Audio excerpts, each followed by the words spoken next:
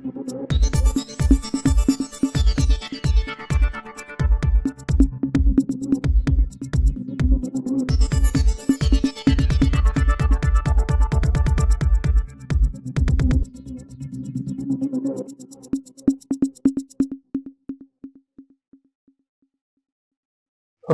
Police अधीक्षक Roshan Kumar action के mode में 24 घंटे के अंदर बालू घाट में हुए लूटकांड का किया उद्भेदन। 2 अभियुक्तों सहित भारी मात्रा में हथियार, कारतूस, कार और नगद को भी बरामद किया। नमस्कार, आप देख रहे हैं रोहतास कॉलिंग और मैं हूं देवेंद्र दुबे। रोहतास पुलिस अधीक्षक रोशन कुमार लगातार एक्शन मोड में है।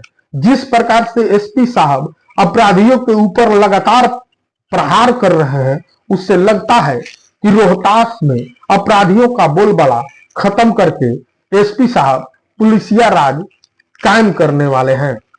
जिस प्रकार 2 दिन पूर्व में स्वर्ण व्यवसायी से लूटकांड का उद्भेदन पुलिस ने किया, वो काबिले तारीफ है। इसी बीच नासरीगंज थाना क्षेत्र में अपराधियों ने एक लूट को अंजाम देकर पुलिस को चुनौती दे डाली। घटना के संबंध में बताया जाता है कि दिनांक 1/12/2024 को नासरीगंज थाना क्षेत्र के बाबा बालू घाट क्लस्टर नंबर 6 बीडी इंटरप्राइजेज में कुछ अज्ञात अपराधियों के द्वारा फायरिंग कर काउंटर से 1 लाख रुपए नगद, लैपटॉप और मोबाइल लूट लिया गया। इस कांड पर पुलिस अधीक्षक रोहतास इसको चुनौती पूर्वक लेते हुए अनुमंडल पुलिस पदाधिकारी कुमार संजय विक्रमगंज के नेतृत्व में एक टीम गठित किया और इस कांड का तत्काल उद्भेदन का निर्देश दिया। तभी पुलिस को सूचना मिली कि इस कांड में कुख्यात अपराधी भोला यादव के गिरोह ने इस कांड को अंजाम दिया है और पुलिस टीम को यह भी सूचना मिली कि अंजाम देने वाली जो गिरोह है वो फिलहाल काराकाट थाना क्षेत्र के सिकरिया गांव में मनीष कुमार के घर पर मौजूद है। भोला यादव के गिरोह के सदस्य और इस घटना में अंजाम दिए अपराधी भी वहीं मौजूद है।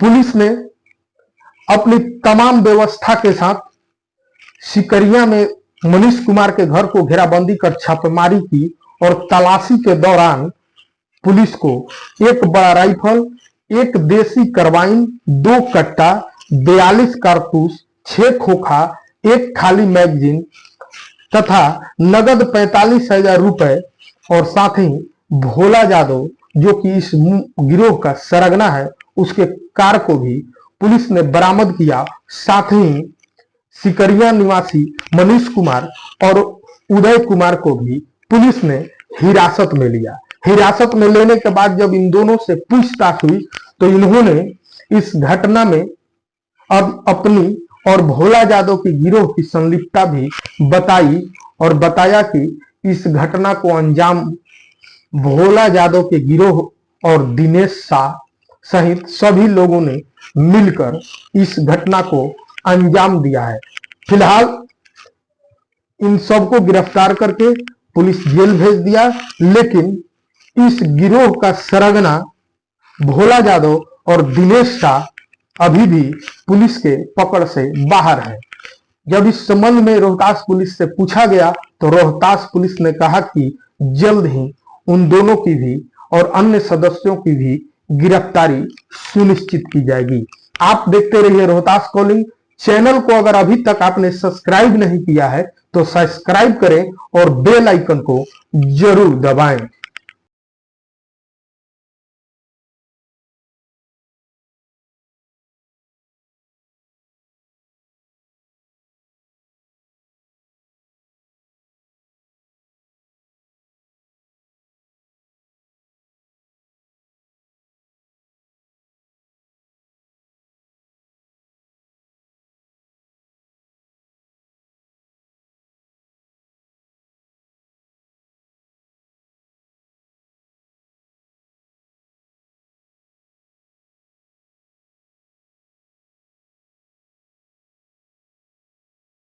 ये कल दिनांक 1 दिसंबर को रात 10:30 बजे के आसपास थानाध्यक्ष नासरीगंज को सूचना प्राप्त हुई कि नासरीगंज थाना में तो जो बालू घाट है क्लस्टर नंबर 6 बीडी इंटरप्राइजेस का, वहाँ एक कार में कुछ अपराधी आए और वहाँ पे गोलीबारी करके पैसा भी लूट के ले गए और जो वहाँ लोग थे उन पर गोलीबारी भी की। घटना की सूचना मिलते ही अनुमंडल पुलिस पदाधिकारी विक्रम के नेतृत्व में एक टीम बनाई गई, जिसमें डीआईयू की टीम, थानाध्यक्ष नासरीगंज, थानाध्यक्ष काराकट और थानाध्यक्ष कछवा नितेश कुमार, तो नासरीगंज थाना प्रभारी अमित कुमार और कुलदेव चौधरी जो काराकट थानाध्यक्ष है, इन सबकी टीम एसडीपीओ विक्रम के नेतृत्व में छापेमारी शुरू की। घटना के तुरंत बाद ही सूचना प्राप्त हुई कि ये जो कांड है ये भोला यादव के गिरोह द्वारा किया गया है, इसका पहले से भी आपराधिक इतिहास रहा है। इस टीम द्वारा जब उस गिरोह के सदस्यों के ठिकाने पर छापेमारी की गई, उसी में से ही 2 लोग गिरफ्तार हुए हैं, जिसमें से मनीष कुमार पेशर रंग बहादुर सिंह सिकरिया थाना काराकट और उदय कुमार और रंजन कुमार पेशर उमेश सिंह जो वो भी सिकरिया का ही रहने वाला है। इनकी निशानदेही पर एक बड़ा राइफल, एक देसी कार्बाइन, 2 देसी कट्टा, 42 राउंड जिंदा कारतूस, 6 खोखा, 7.65 का खाली मैगजीन, एक 4 पहिया वाहन जो इससे पहले भी अपराध में इस्तेमाल किया गया है और 45,000 रुपए बरामद किए गए हैं। और इसमें जो सीसीटीवी फुटेज जो प्राप्त हुआ है घटना का, जिसमें अपराधी कार से उतरकर गोलीबारी करते हुए दिख रहे हैं, उनकी पहचान, उसमें भोला के अलावा भी जो सदस्य उनकी पहचान की गई है और उसमें से एक की गिरफ्तारी भी की गई है जो उदय कुमार और रंजन कुमार है।